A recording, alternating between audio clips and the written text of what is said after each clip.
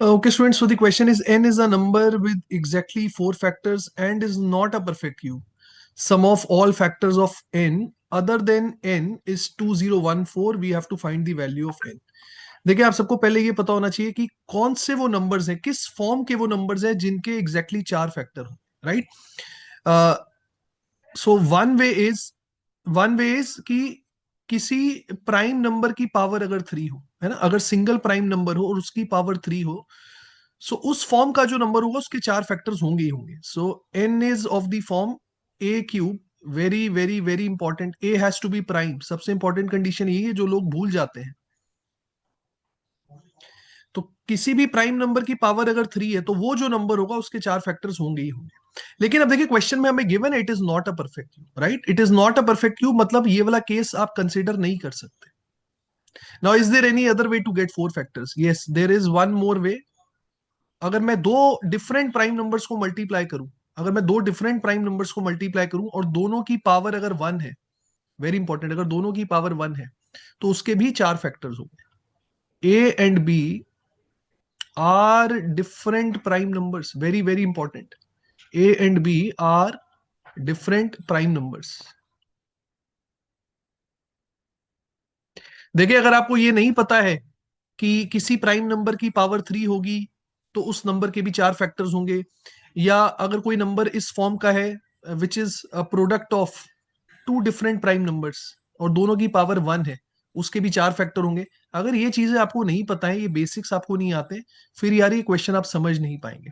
तो I hope आप लोगों को ये सब पता है कि चार फैक्टर्स कैसे कैसे मिल सकते हैं, राइट? अब देखिए, पहला केस तो कंसिडर करना ही नहीं था. अगर दूसरे केस की बात करूं, number is of the form A into B where A and B are different prime numbers. अब इसके देखिए चार फैक्टर्स क्या क्या होंगे. इसके चार फैक्टर्स होंगे one. Every number is divisible by one. A into B is definitely divisible by A. A into B is definitely divisible by B as well. तो तीन फैक्टर तो मैंने लिख दी. और चौथा फैक्टर क्या होगा? Number itself. Number itself which is A B, है ना, which is A B here. Question में गिवन है सारे फैक्टर्स का sum other than the number, मतलब अदर देन ए बी. इनका जो सम है one plus A plus B, this is given to us as 2014. अब ए प्लस बी यहां से आ गया 2013. अब इसके बाद भी यार काफी लोग यहां तक करने के बाद भी स्टक हो जाते हैं. उनको ये नहीं समझ में आता कि भाई कौन से दो डिफरेंट प्राइम नंबर्स हैं जिनको ऐड करके 2013 आएगा. देखिए, सबसे इंपॉर्टेंट चीज यहां पर यही है कि 2013 अपने आप में ऑड है. अब दो नंबर्स को ऐड करके ऑड वैल्यू आ रही है, इससे हम क्या कह सकते हैं? Definitely one of the numbers will be odd, other number has to be even. तभी तो फाइनल आंसर ऑड बनेगा. क्योंकि स्टूडेंट्स, अगर आप दो ऑड नंबर्स ऐड करेंगे तब भी रिजल्ट इवन आता है, दो इवन नंबर्स ऐड करेंगे तब भी रिजल्ट इवन आता है.